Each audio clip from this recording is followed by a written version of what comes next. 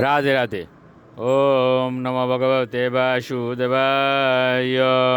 ওম নমো ভগবতে বাসুদেবায়। ওম নমো ভগবতে বাসুদেবায়।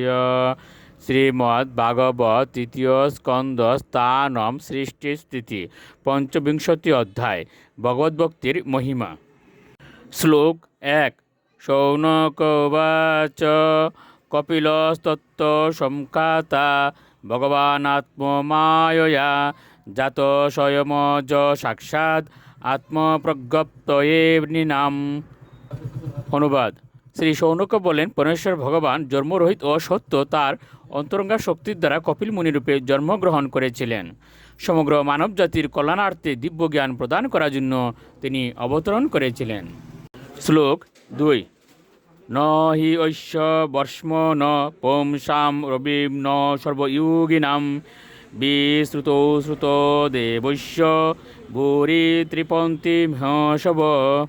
অনুবাদ। শৌনক বলতে লাগলেন, এমন কেউ নেই যিনি ভগবানের থেকে বেশি জানেন, তার থেকে অধিক পূজনীয় অথবা তার থেকে উত্তম যুগী কেউ নেই।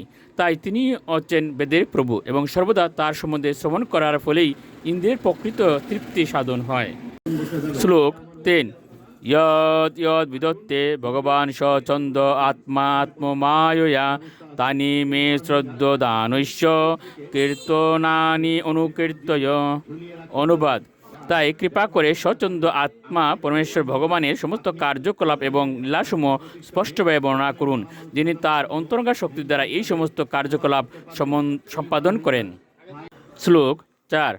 সুত উবাচ দ্বৈপায়ন শকস্তে বম মৈত্রয়ু ভগবানস্ততা প্রাহেদম বিদ্রম প্রীত আন্যেক্ষিকাম প্রচোদিত।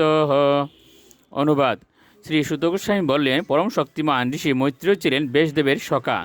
দিব্য জ্ঞান সম্বন্ধে বিদুরের প্রশ্নে অনুপ্রাণিত এবং প্রসন্ন হয়ে মৈত্রেয় এইভাবে বলেছিলেন। শ্লোক ৫।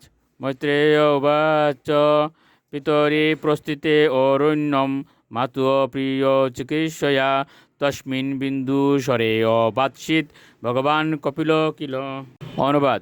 মৈত্রেয় বললেন, কর্দমুনি যখন বনে প্রস্থান করেছিলেন তখন ভগবান কপিল তার মাতা দেবহূতির প্রসন্নতা বিধানের জন্য বিন্দু সরোবরের তীরে অবস্থান করেছিলেন। রাধে রাধে।